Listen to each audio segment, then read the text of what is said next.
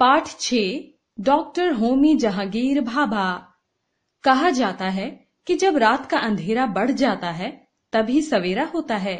परमाणु बमों से कराहती मानवता को देखकर संसार के कुछ वैज्ञानिक आगे आए। उन्होंने अभिशाप बनते जा रहे विज्ञान को वरदान में बदलने का बीड़ा उठाया। भारत के डॉक्टर होमी जहांगीर भाभा का नाम ऐसे वैज्ञानिकों की सूची में बहुत ऊपर है जो विज्ञान का उपयोग मानव कल्याण के लिए ही करना चाहते थे। भारत माता के इस महान सपूत का जन्म 3 अक्टूबर 1909 को मुंबई के एक धनी पारसी परिवार में हुआ था। उनके पिता J.H. भाभा बॉम्बे यानी मुंबई हाई कोर्ट के नामी वकील थे।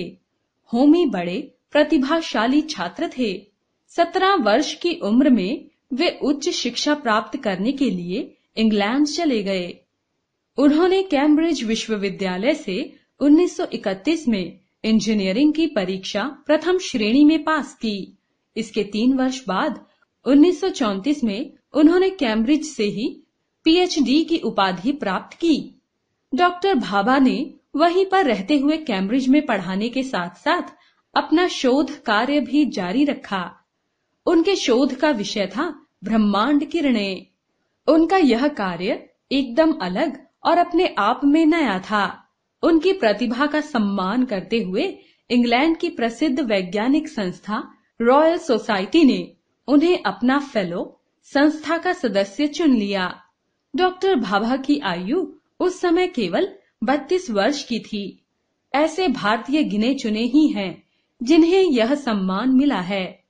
इस सम्मान को पाने वाले पहले भारतीय डॉक्टर जगदीश चंद्र बसु थे। उसके बाद डॉक्टर चंद्रशेखर वेंकट रमन का नाम आता है। अपने अध्ययन और अनुसंधान के सिलसिले में डॉक्टर भाभा को उस समय के विश्व प्रसिद्ध वैज्ञानिकों से मिलने और उनके साथ काम करने का अवसर मिला। इटली, इंग्लैंड और डेनमार्क के अनेक महान वैज्ञानिकों ने डॉक्टर भाभा की योग्यता एवं वैज्ञानिक सूझबूझ की प्रशंसा की। 14 वर्षों तक विदेश में रहने के बाद डॉक्टर भाभा 1941 में स्वदेश लौट आए। उन्हें बेंगलुरु में इंडियन इंस्टीट्यूट ऑफ साइंस में भौतिकी यानी फिजिक्स के रीडर के पद पर नियुक्ति मिली। यहाँ अध्यापन करते हुए उन्होंने ब्रह्मांड किरणों से संबंधित अपना अनुसंधान जारी रखा और उसमें बहुत से महत्वपूर्ण शोध किए। आज भी हमारे देश में अमेरिका, रूस, जापान या जर्मनी जैसे विकसित देशों की तरह आधुनिक प्रयोगशालाएं नहीं हैं। उस समय जब देश स्वतंत्र भी नहीं हुआ था, इन प्रयोगशालाओं के बारे में सोचा भी नहीं जा सकता था। हमारे देश के वैज्ञानिकों को यह अभाव आरंभ से ही खटकता रहा है। इसलिए डॉक्टर जगदीश चंद्र बसु ने अपनी जीवन भर की कमाई से कोलकाता में प्रयोगशाला बनाई। डॉक्टर चंद्रशेखर वेंकट रमन ने यह काम बेंगलुरु में किया।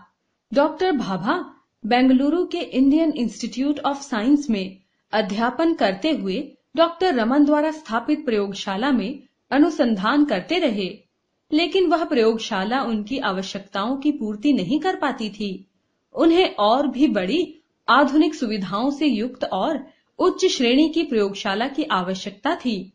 डॉक्टर भाभा ने इसके लिए कोशिश की और उनकी यह कोशिश जल्दी ही कामयाब हो गई। सर दोरबजी टाटा मुंबई के धनी व्यक्ति थे।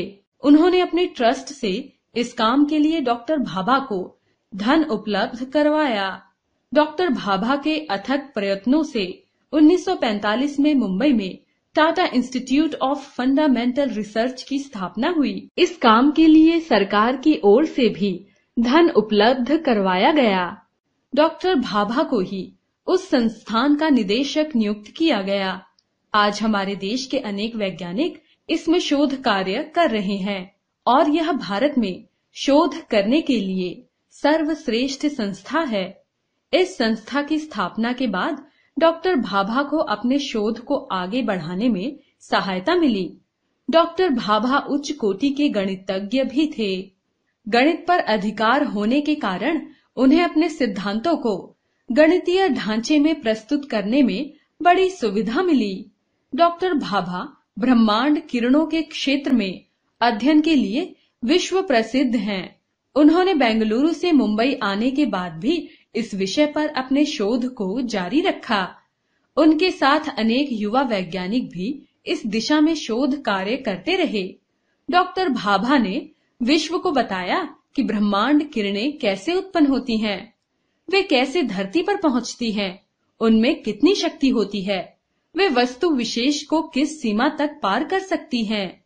डॉक्टर भाभा ने इन सब बातों के बारे में महत्वपूर्ण जानकारी प्राप्त की और एक सिद्धांत प्रतिपादित किया जिसे कैस्केड सिद्धांत कहा जाता है। कैस्केड का अर्थ होता है जलप्रपात। इस सिद्धांत ने परमाणुओं के संबंध में बहुत सी नई और महत्वपूर्ण जानकारियों के द्वार खोल दिए। 1947 में देश आजाद हुआ तो डॉक्टर भाभा को परमाणु ऊर्जा आयोग के अध्यक्ष की जिम्मेदारी सौंपी गई। उन्होंने बड़ी योग्यता और क्षमता से अपने काम को आगे बढ़ाया। उनकी देख रेख में अनेक वैज्ञानिक दिन रात काम करने लगे। बहुत कम समय में ही हमारा देश भारत परमाणु ऊर्जा के क्षेत्र में आगे बढ़ गया। 12 जनवरी 1957 को मुंबई के निकट ट्राम्बे में परमाणु अनुसंधान केंद्र की स्थापना की गई। यह कार्य डॉक्टर भाभा की देख रेख में संपन्न हुआ। डॉक्टर भाभा आजीवन इसके निदेशक रहे।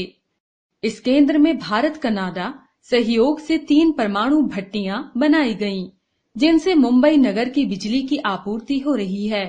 राजस्थान में राणा प्रताप सागर तथा महाराष्ट्र के तारापुर में ऐसे परमाणु बिजली घर स्थापित किए गए हैं।